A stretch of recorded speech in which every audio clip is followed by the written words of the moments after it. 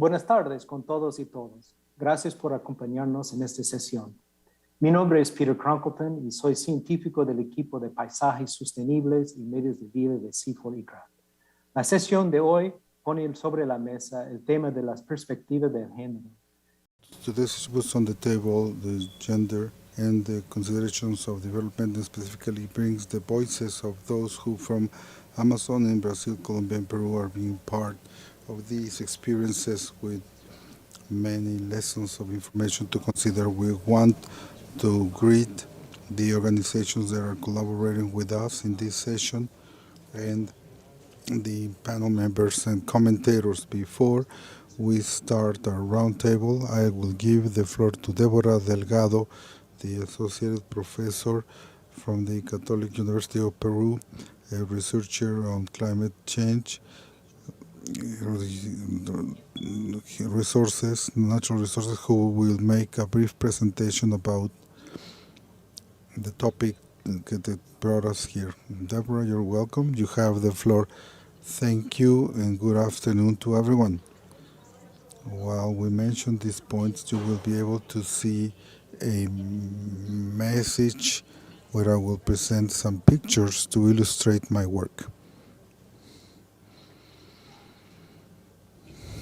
This session explores the lessons learned from initiatives with inclusion with gender perspective that has had a significant impact at grassroots level, increasing the participation of women in initiatives for preservation and sustainable development in the Amazon. We mainly focus on Brazil, Colombia, and Peru as examples, but the topics that we talk about are applied in wider areas. The experiences of women in the region are different because they reflect, on one hand, ethnic diversity. They are descendant from Afro-descendants, indigenous, and the strategies of adapted means of life such as farmers, entrepreneurs, artisans, fishers, women, different economic status, mixes of different types of settlements, and age diversity. Objective is to generate debate on strategies to promote conservation, sustainable development with inclusion, with gender inclusion in Amazon, to potentiate the voice of women and create conditions so that their visions grow and gain visibility by supporting them so that they can increase their power in the governance of natural resources. And of course, there are some challenges. There are political barriers, cultural bias, social bias, lack of capacity and resources, lack of trust, lack of collective awareness, and lack of action, lack of services such as education, loans, and affirmative action. In spite of all these challenges in the Amazon, when they give opportunities to women in preservation and sustainable development programs, women participate in different ways which are not always acknowledged. We see that they take on very productive roles in managing resources as farmers, fishing, and forest managers, being leaders and being good at collaboration.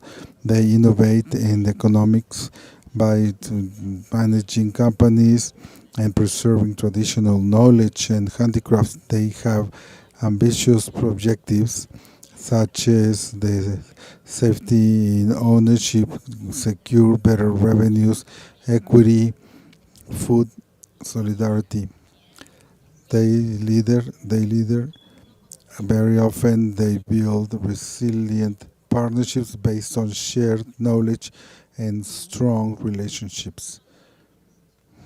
Their functions in the decision making are from being heads of family, organizers in the community, and heads of groups, and by examining the successful steps in which women participate in local decision making, they exercise control on natural resources and they receive benefits. And for us, two great questions arise. What can we learn about the underlying factors and strategies that made this possible, and how can we support and better potentiate their initiatives? With these questions, we will start our discussion.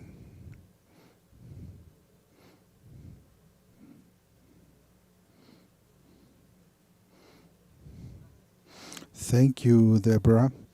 There are many lessons that come from the ground, and we have the true protagonists, in this case, women who are leaders from Peru, Bolivia, Brazil, Colombia, that you will be able to hear. But we also want to know who is our audience and from. We thank you. Go to your chat, and you will find a way to participate and ask questions.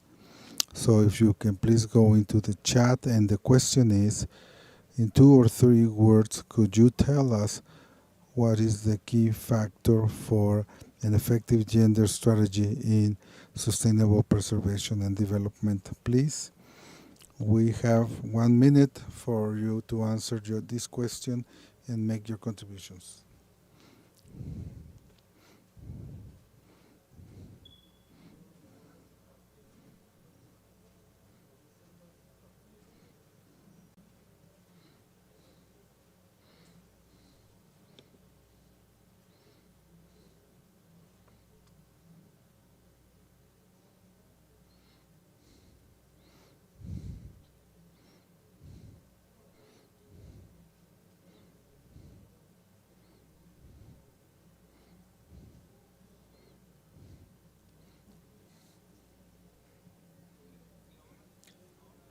Now we will see your answers. Please show us the results from Slido.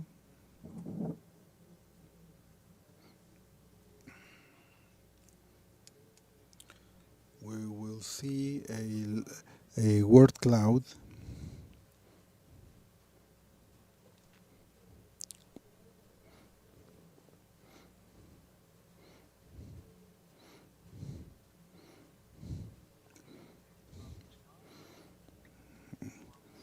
Is it going to work, or shall we continue without it?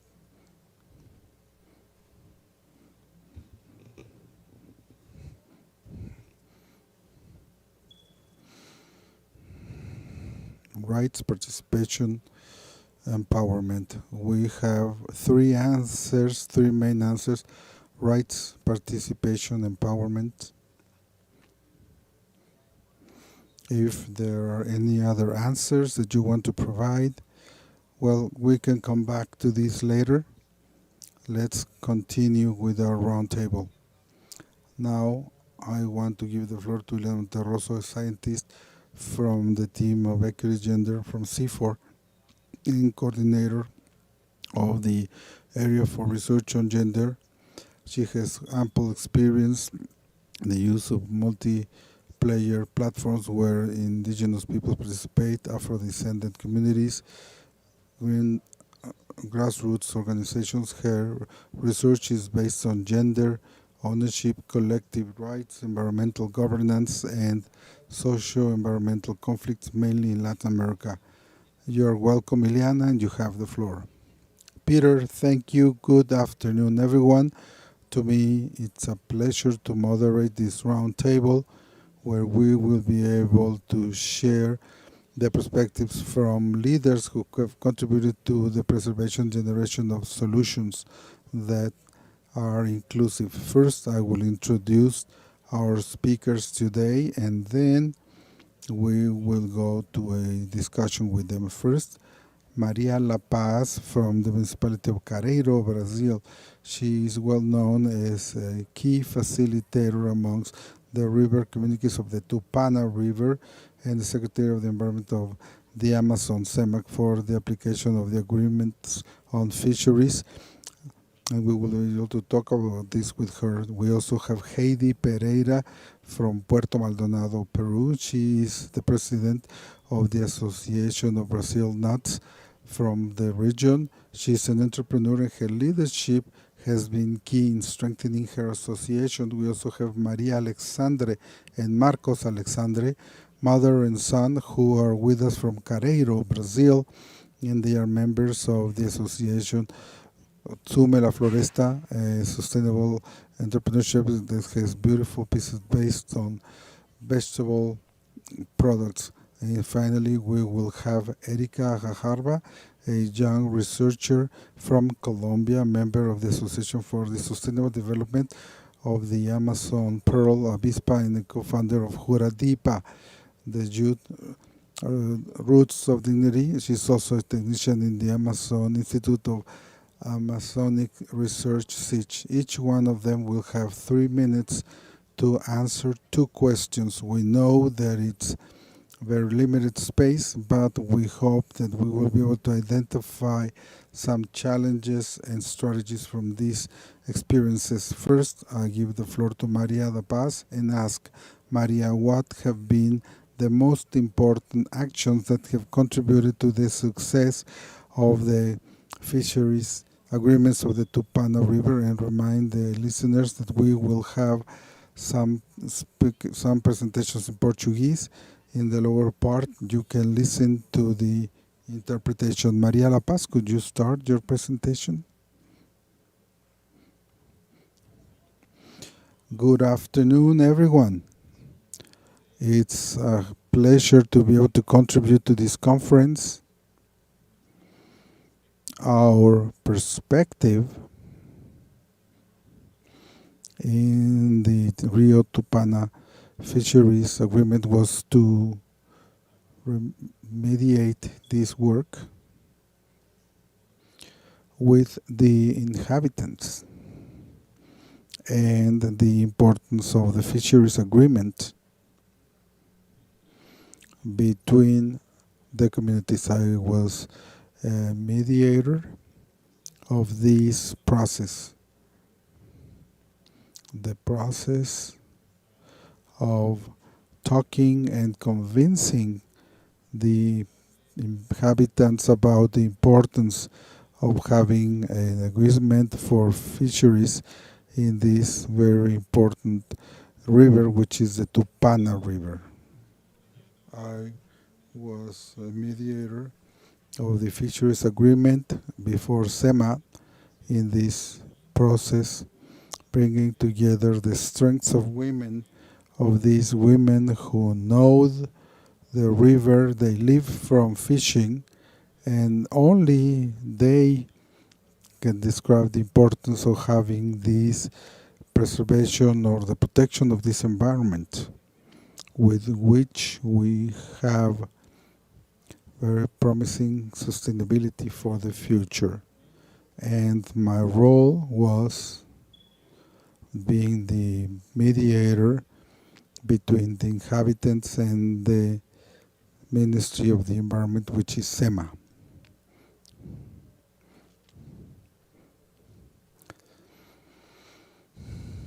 And also the importance of contributing with these women was to be able to guide them and convince them of the importance of having this support and the importance of having this guidance and be able to protect and preserve, so that in the future we can have a perspective for sustainable life that is much better. And this happened. It wasn't easy, because it's difficult to come to this type of situation and be inserted in a group, form a group of women, convince women, and then they should convince their husbands and children in order to see and have a perspective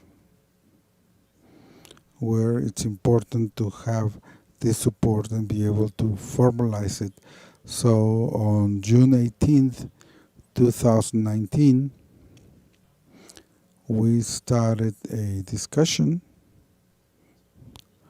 about the fishing agreement, considering that other friends, such as Janea first brought this idea, and then came another friend who took this idea, and then it was in everybody's thinking. And after 2 or 3 years of thinking that it was important, I came to the community as a professor and developed a social action project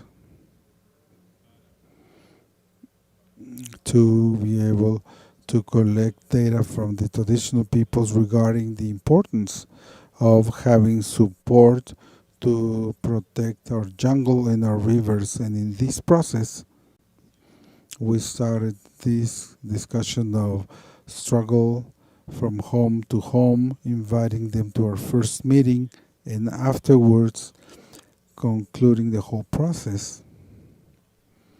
Now, on August 30th, 2021, we had our official regulation of this agreement, but this process was the result of a lot of struggle from women, convincing the women, and then they had to convince other inhabitants because only they know. They go fishing every day to bring in food for their people.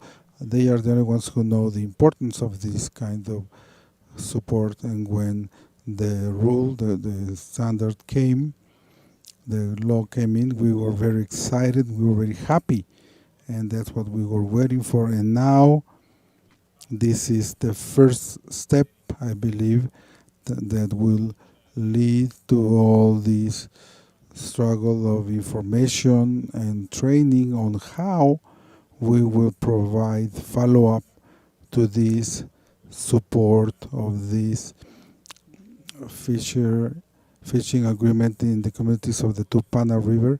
We thank the support of the Secretariat of the Environment and all the persons who were involved, mainly these women, these farmers, these fisherwomen, these fighters, these conquerors, who are here in the process of this work and this process of construction. Thank you very much. We will continue to talk to you, but I believe that you mentioned several important points: mediation, the organization of women, and work that's a long process. So thank you very much for sharing. Now let's go with Heidi Pereira from Peru. Heidi, thank you for being with us. We would like you to tell us more about your story. How did you join the group to which you belong of Brazil Nut Entrepreneurs, and what's been your role? Can you share this in about 3 minutes? Thank you, Heidi. Good afternoon, everyone. I'm going to tell you a little bit about me. I started as the third generation. I became a partner in the Brazil Nuts after my mother died, and I became the representative of 5 siblings.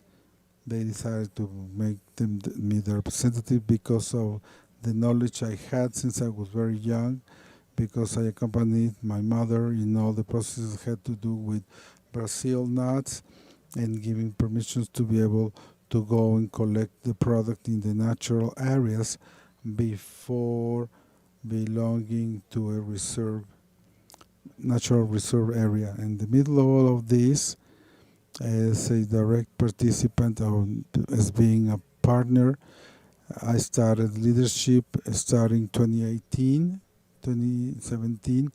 That was a 3-month training, and I start to be the president of the organization in 2018, 2019 until 2020. My position lasted only 2 years, and because of the work that we had been doing of restructuring the organization on the administrative side, that's why they chose me to continue 2 years more. So for 2 more years I will be as the chairwoman until 2022 in order to reach all the goals of entrepreneurship, empowerment for women, to stressing the work that we have as an association. We have a large number of women who have joined the process for production of Brazil nuts. Thank you, Heidi. Now we go back to Brazil again with Maria and Max Alexander. We want to ask you the same question that we asked Heidi. Can you tell us a little bit about the history of how you joined this group? What has been your role?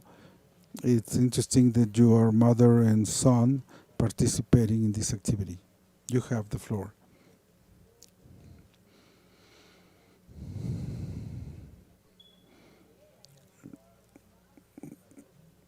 Can you please turn on your mics, Marcos and Maria?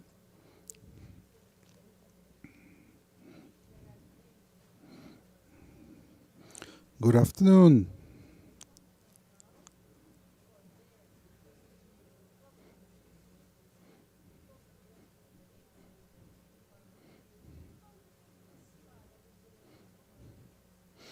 Can you tell us about your history? How you joined this association? In 2015, in June of 2015, I went to the founder of the group, and since then I continued, and we are still in there. My role inside the group has been to teach them the techniques because I already had the knowledge about the weaving, and I helped women who were already part of this group. I helped them get the raw materials that we work with until now, and time went by and we expanded more and more activity. Now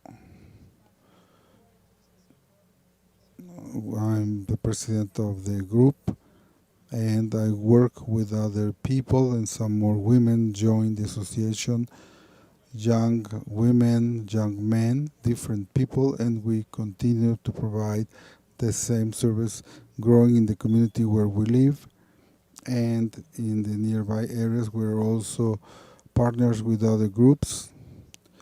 We are linked to our point of beginning. My name is Marcos Alessandri.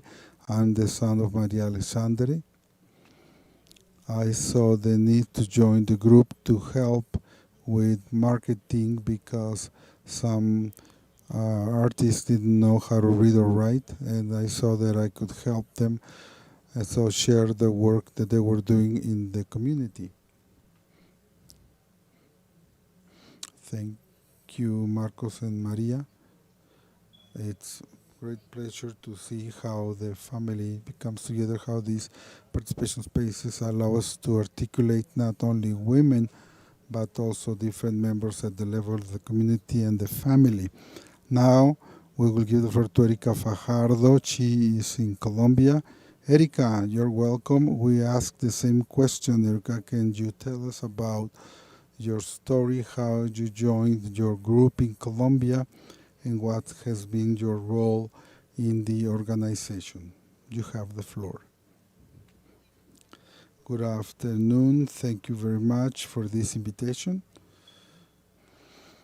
I am the daughter of the peasant National Reserve. I come from the lineage of women in this reserve from my grandmother and mother who went with conservation many years ago. This helped me become part, since I was very young, to be part of this group of Juradipa, which is a group of young women who work with the environment. We started by creating awareness in the communities about the protection of the environment, about not polluting the Putumayo River. Then I started to study environmental engineering, and after that I went back to the zone with my degree, and now I'm involved in the process of Sustainable Amazonia for Peace, pro- working on sustainable landscape for all these area of farmers. Thank you, Erika. And now we still have some time to go to the next question. Please give us a short answer so we can have time to continue this discussion. Maria, a question for you. Can you share with everyone from your perspective during the time that you have seen the fisheries agreements work, what do you believe have been the most important changes that contributed to the success of this agreement? You have the floor. The importance was that this process is important from the perspective that we have to have the awareness and sensitivity to look for these sources of guidance and how to manage this whole process.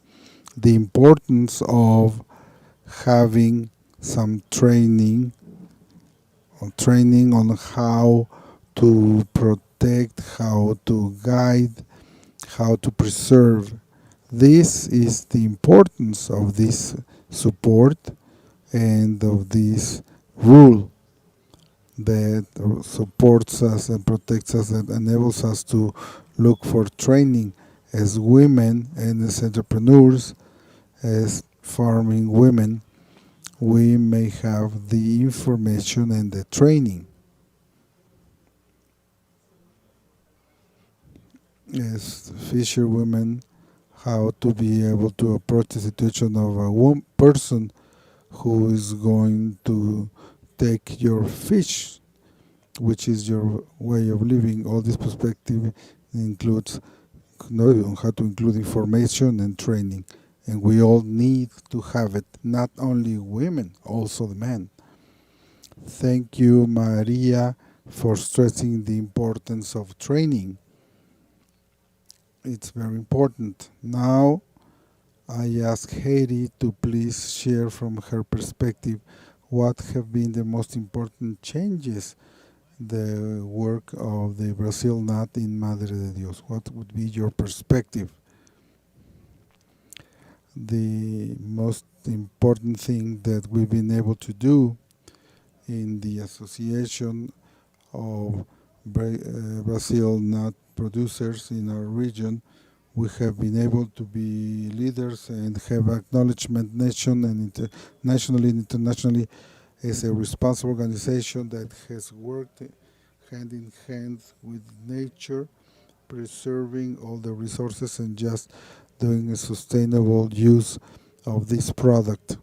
In this way, we have been involved with other institutions that have come afterwards to be part of the regulations that have been approved. And so we do compliance of all these rules as something that is a policy that's inside our heads, from generation to generation. We generate this awareness of preserving, protecting the environment, working in a friendly way with the environment.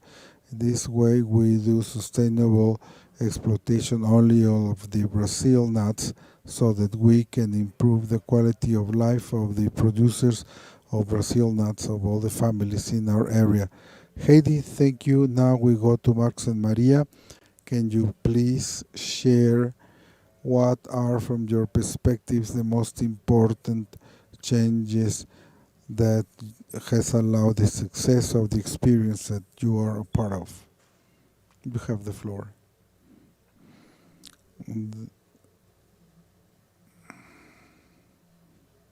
The main responsible for these changes is the Casa del Rio, which was a channel that brought into our community access and the Union of Women, where they were able to come together and have a space to learn and convey the knowledge that they had and rescue the culture of weaving that was disappearing, that was being forgotten. And this gave women this opportunity, generated a strong change, and the changes came about as more partners joined and generated training for photography, marketing, and generated many opportunities. And Sebrae that inserted us in the work market of sales, of fashion. Liliana was also responsible for shaping the products. These were people who really came to bring these changes in the community. We attribute these current changes in the community to the empowerment and the training of women and what they lived after this. The changes took place by this means where we had a culture that we had forgotten. Now we have empowered women who teach their children and transform them into men who use the local culture and fight for the sustainability of the Amazon. And today we are learning the meaning of maintaining this jungle alive and vibrant to survive with it. Thank you so much. And now, Erica, please, can you share with us what are the most important changes from your point of view? Thank you. Well, from our reservation in our development plan, we have to look for the conditions that allow us to preserve our environment, to preserve our traditional values, our seeds from our farming zone. It generates a transformation process and many more things. Those changes generate from many years ago, since we were recognized as a farming zone, a resistance of our family in terms of taking care of the environment, searching and looking for allies in order to strengthen those communities, looking for a feminine resistance towards and for our territory. So those are the great achievements that we can see from different points of view: social, political, environmental, and pointing out the environmental side that we've been working on for more than 10 years. By launching pilot farm projects for our farmers in our farming zone. Thank you, Erica. You've mentioned very important point that many of those groups, of those cases, they had the support of the organizations that have contributed by women participations and local level benefits. And today we have a few, we have other guests, such as Anea Pereira, who is a Brazilian activist. She is one of the transdisciplinary NETA. She, her work combines socio environmental balance in Highway 319. Yunea, thank you so much for being here with us. And just to close this round table and this working group, can you please share with us from your experience as a manager of protected areas and manager of your organization, can you share with us what are your main lessons learned related to your experience and the experience that other colleagues shared with us? Anea, you have the floor.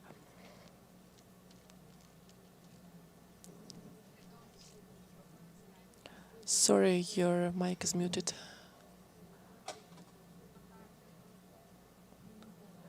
Good afternoon, everyone.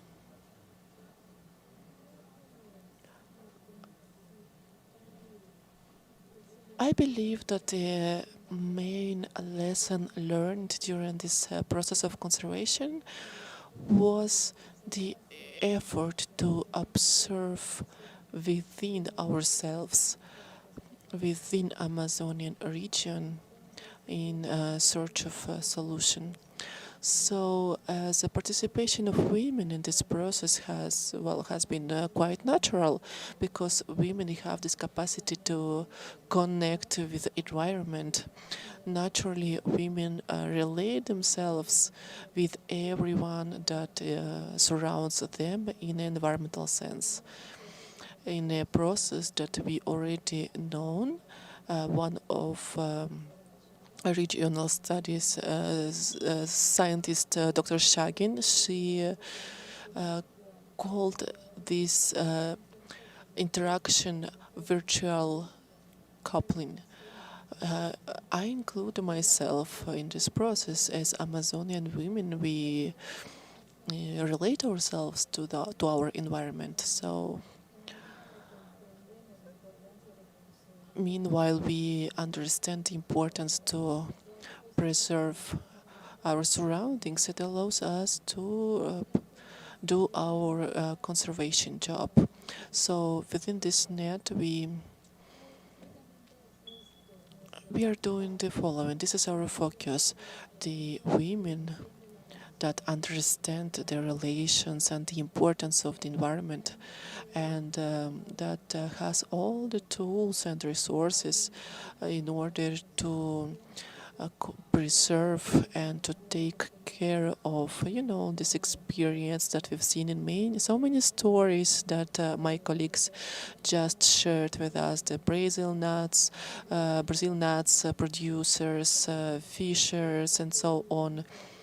So we have this important role to contemplate the environment, but also to get inside of our environment, to get within it, and to understand it on a level of a generation, to change life of Amazon. And it is possible thanks to this conservation process. It is not a short process, but it's evergreen, and it is also linked to what other speakers were mentioning. Maria da Paz, she was saying about all the processes that are within happening within the community, but also about the transmission, the transition from generation to generation. The other colleague that mentioned her mother. There is this importance of exchange between those social groups and the support. Maria Alexandre also mentioned that, and Marcus as well. So the main lesson learned here is that we as Amazon women, we have this potential to work specifically in nets, in communities. So big hugs for this region we wanted to protect. Thank you, Enea. And before the next question, we would like to ask our participants, if you have questions, you can share it with us. Please send it to us through our chat box. And Ionea, next question. From your point of view, can you share with us what do we need? What strategies do we have, and what strategy can be the next step for this kind of initiatives in Amazon region in order for people to be more inclusive in the level of gender? I believe that when we talk about real base, we are mentioning real base articulations, academic or informal. But what are those articulations that I just mentioned? In order to advance in this transformation process for Amazonian peoples, we need to consider these groups as a part of this process from their place of life, from their way of life, beyond the formal structures. So beyond the legal point of view or any other formality. So it is something that we need to do. And the last question, in order to close this panel, thank you so much to everyone for sharing with us. Let's share the results uh, and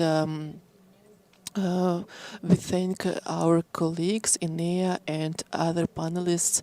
We know that it was very difficult, that many of your organizations face challenges in terms of connection.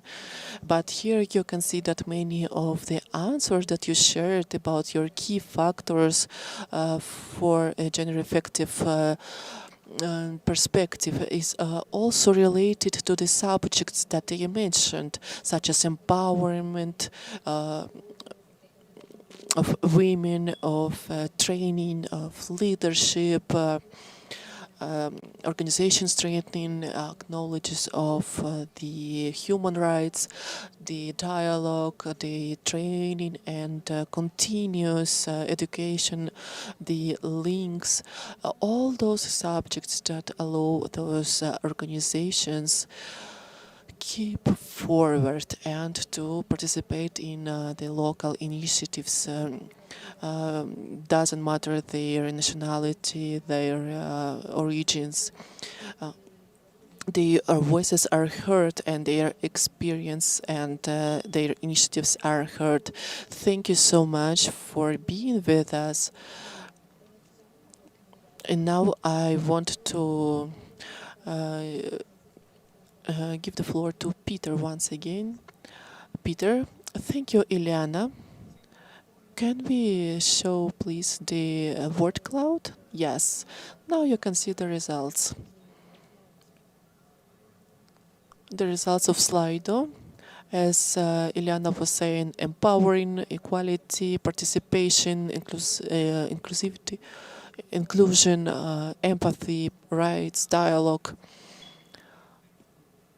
But I believe that since we have a very short time left, thank you so much, Ileana, and all the participants for your important and interesting contributions. Now, I would like to ask our participants to participate once again in Slido survey and answer the following question. What are the major obstacles for women inclusions in sustainable development? You can choose up to 3 options from the figure list in this survey. So let's give you a moment to answer those questions. The link is in the chat, so you can enter the chat box and copy the link from there, a link to Slido, and answer our question. I'll give you a moment. Let's see the results.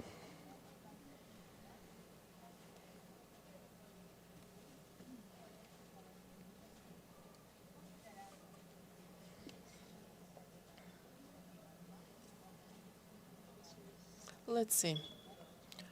Do we have the results to show? Or should we wait till the end of today's conference to show the results? I believe we can see the results later. So you have a little bit more time to vote for different options. What are the obstacles? The question is, what are the main obstacles for women's inclusion in the sustainable development? Let's continue.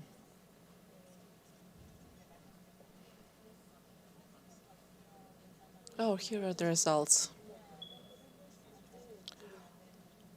Lack of access for women to resources, exclusion from the decision-making process related to empowering.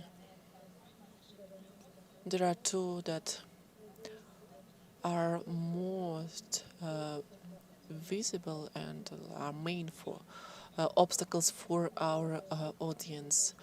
You can keep voting now. Let's do another round of comments and then we come back to these results. Well, and as the last part, in order to identify the key messages from our dialogue, we have special guests. It's Dr. M. Larsson from Psychomicro and Daniel Sumalia from the program Paisaje Sostenible, Sustainable Landscape in English. And Dr. Larsson is a leader of General Equity and Justice team, and Daniel is a Peruvian lawyer with a lot of experience and Latin American context. Besides your comments, Daniel, besides the comments for today's session, Daniel also will present the Sustainable Landscape program. It is a program financed by the Ministry of Environment and supported by the World Bank. Daniel, you have the floor. Thank you, Peter. Thank you, everyone. It's quite interesting what we've been discussing today. And while thinking of all the lessons that we are learning here, what I would like to mention is something that we've seen in Slido, and is related to the key factors, the empowerment, the equality, the dialogue, the empathy. Well, it seems quite important for me as well. I would say empowering if, well, I had an option to vote in Slido. But we've also heard other things that are also important, and it has to do with leadership and with a collective action. The capacity to negotiate and to convince other people. So we see certain characteristics and goals such as empowerment. We see from one side what we have in the community, what we have as women, what Amazon women have, and to the other hand we have the external projects and what they can do. So there is a part that is related to facing those challenges and having those clear empowerment goals. But there's a whole level that we've heard here that is not mentioned, and I believe it is very important. I believe other panelists have mentioned this subject, DNA in particular. It is the importance of the community itself in a sense of transmission of the teachings from mothers to their daughters and sons. The importance, I believe we haven't talked about solidarity, but it is absolutely important in terms of collective actions.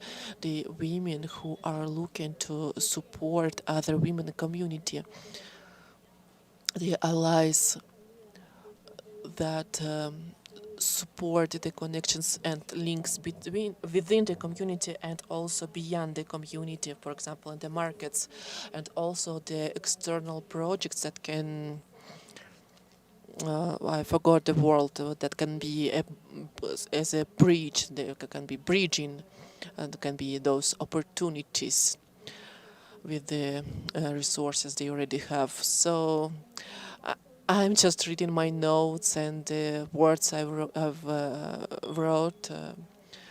This family support, this community solidarity, and the role of youth. How the youth that we have here, that how they have those opportunities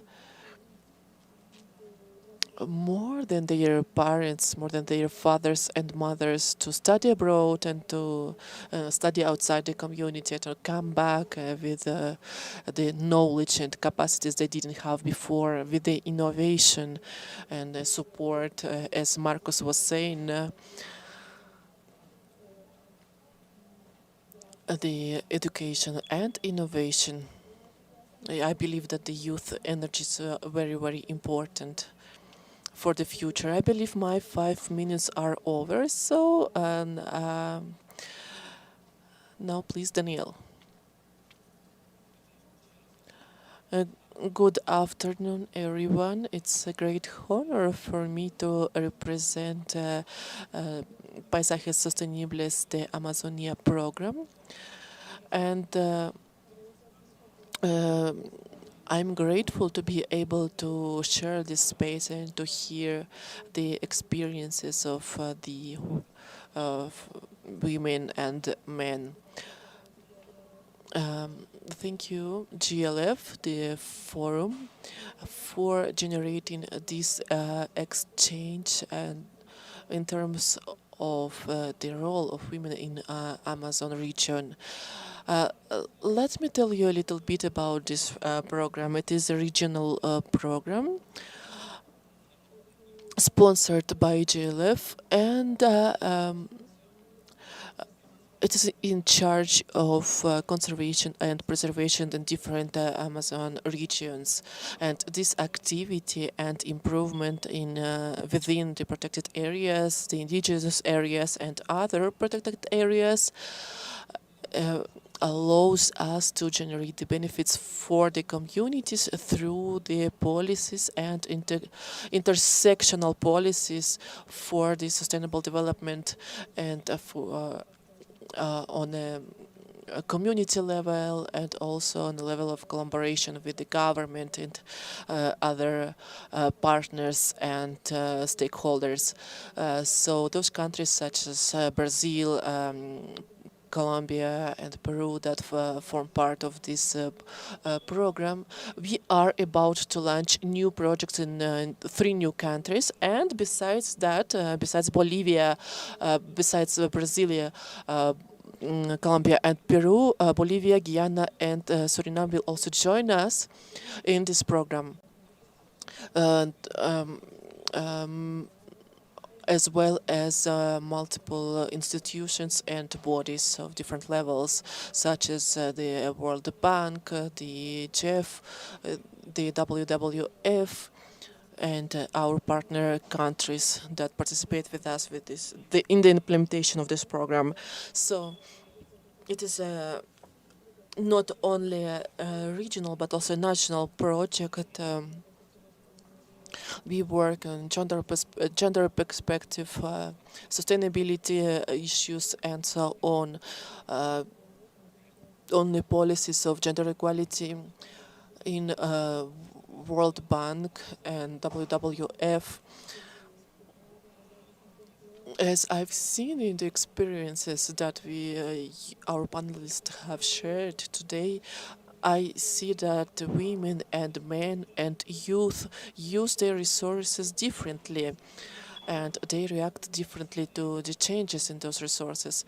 So on a political and legal level, we see this persistence in Amazon area of those social norms that limit the gender equality and that slow down the participation of women in the region. And one of the projects that ICL encompasses is the use and property of natural resources, the decision-making process, the equal access to economical resources, and besides that, it is important to point out that women are the agents of change in that sense, that they generate great contributions for protection and preservation of the environment. We acknowledge their effort, their commitment, not only in Amazonian basin but also for the whole planet.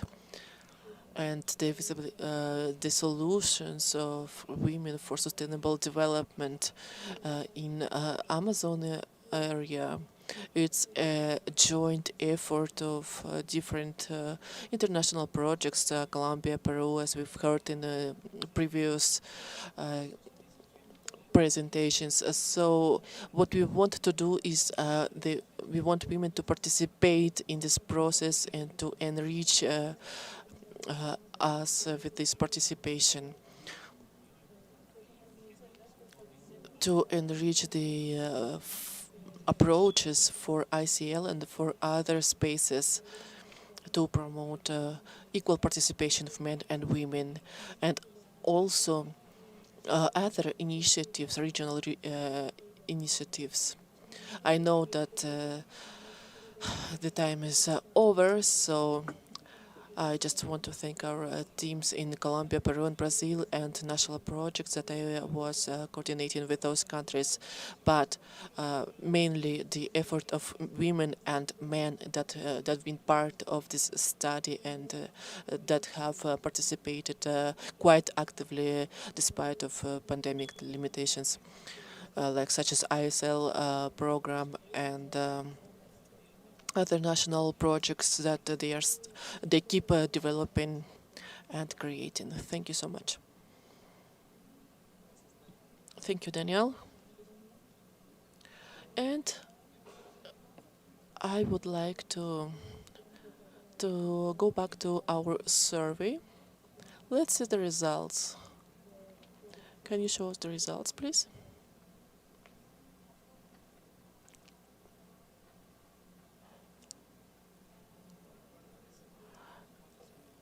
As you remember, the question was, what are the main obstacles for effective inclusion of women in conservation initiatives and sustainable development? We can see that exclusion from the processes of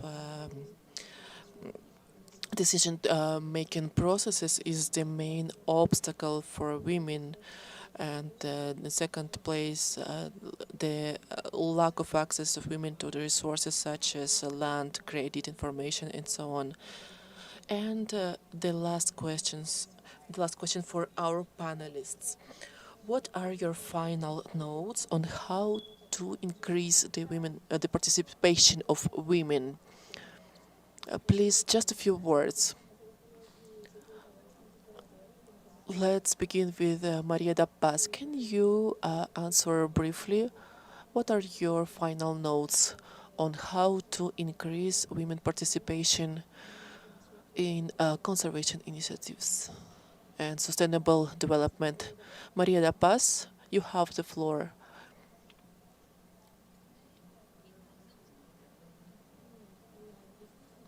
The social inclusion, public support, and training, of course, education. These women, they can prepare themselves better, they can participate and they can be included in these initiatives of their own environment, the livelihood environment. This is my idea, the inclusion and public services. Thank you, Maria da Paz. Heidi, what are your final notes?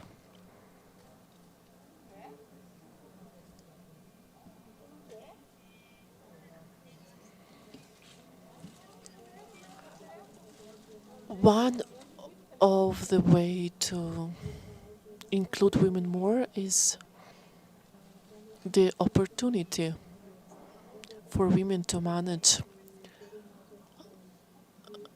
to respect their opinion,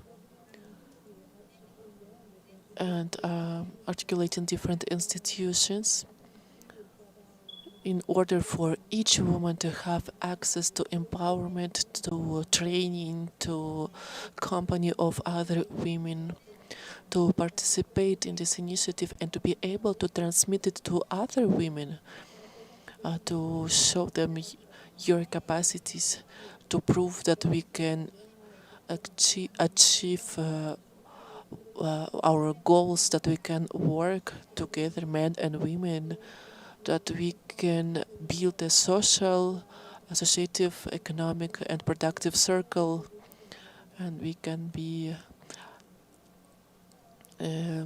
support for our families. Thank you, Heidi. Now, Marcos and Maria, can you share with us your final notes on how to increase the participation of women in conservation and development initiatives?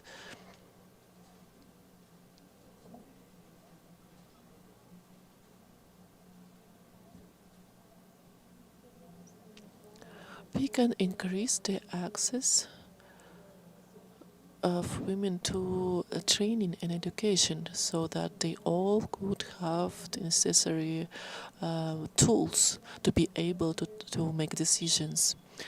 When women began their participation, it attracts other women and young women, so their participation is quite important. So it is important to involve women as much as we can. And Maria?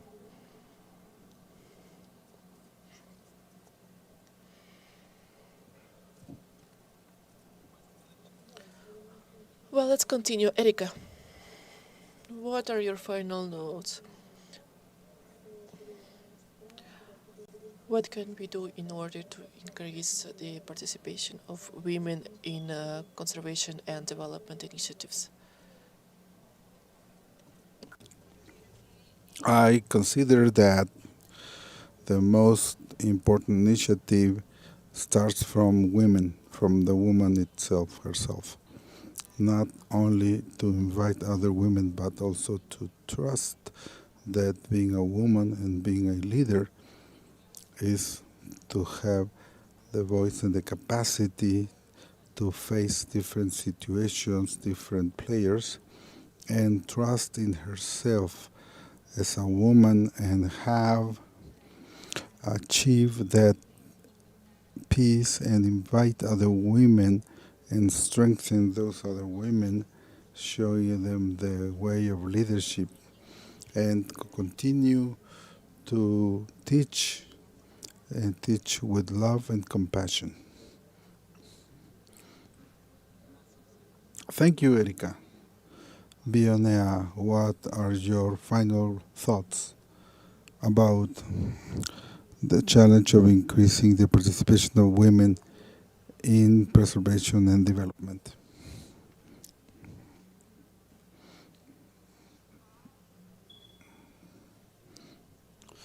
Space so that women, instead of talking because they already have a voice, but that women can be heard, because women concentrate a lot of specific knowledge about the Amazon, and also so to move forward in that preservation process. So we lack spaces that listen to women and allow them to speak. This would basically be it, that women need to be heard. We need to make the whole world listen to what women from the Amazon have to say, and we do have a solution for the preservation of our region. Thank you. Do you have a final thought about how to increase the participation of women based on today's reflections? Yes, why not? I'm going to talk on behalf of an organization that supports women. They have to overcome, they have to understand the obstacles that they have, and not only invite them to participate. I want to invite them to really see how to support that participation in the spaces available. It may include that we have to work with men, and it can also include that we have to find more solidarity from men to help women taking care of the house and the children, because the amount of time that women have to spend on these activities is a lot. Thank you. Daniel, and then Ileana for your final thoughts on how to increase the participation of women.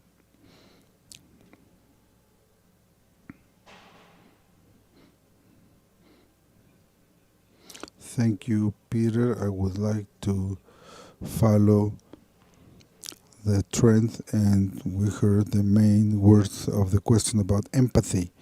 And in the case of men, that also means understanding a process of unlearning. There are many practices that we have as men. Those practices are learned, and we have to understand that we have to deconstruct a series of concepts in order to achieve gender equality, and that's fundamental from the position of men.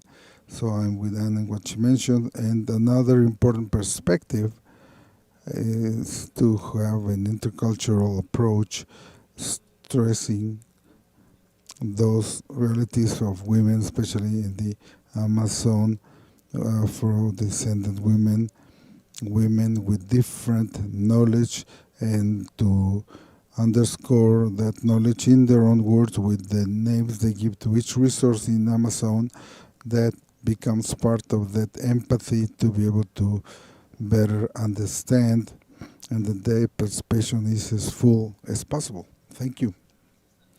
Thank you, Daniel.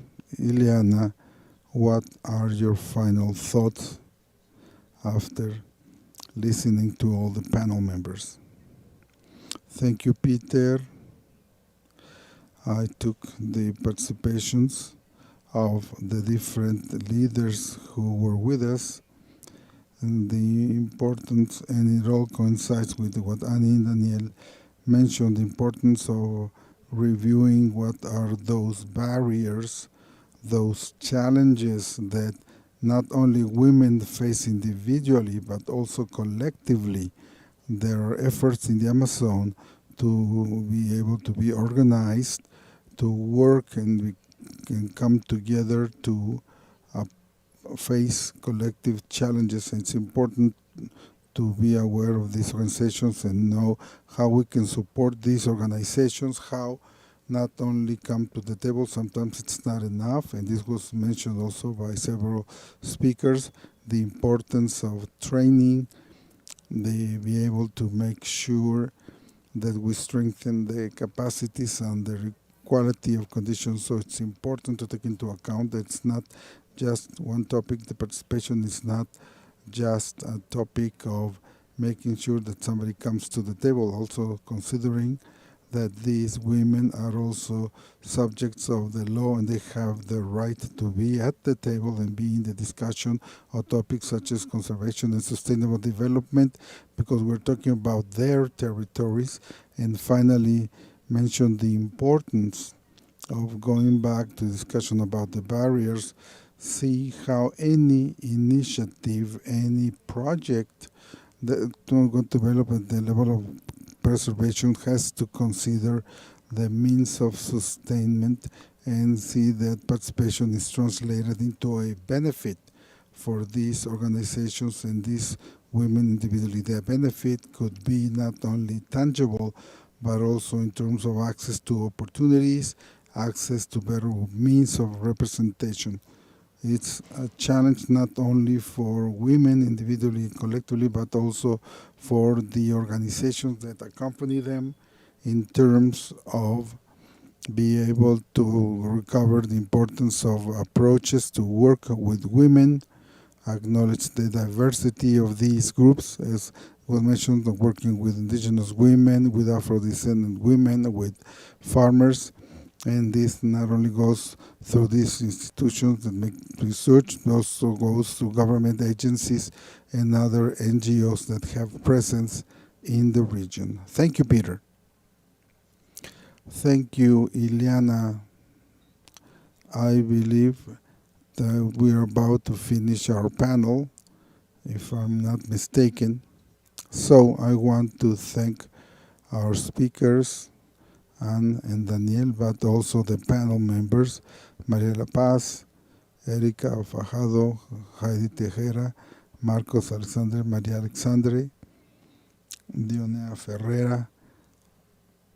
Their contributions have been very important for us, their experiences and the knowledge that you have, your diverse experiences, were very interesting for all of us. What was impressive about listening to all your different experiences in spite of the diversity of conditions and national conditions of different parts of Amazon, the diversity of ways of means of life that we find in each place, with also the similarities between the different experiences, the importance of family ties, the importance of participation and training so that women know their rights and have the opportunity to really play a role in the governance of their communities, in the territories where they live, but also contribute in a more proactive way with their families, taking on economic and roles and policies within the different actions at different levels. Now we are at the end of our session. I want to take this opportunity to thank all our participants.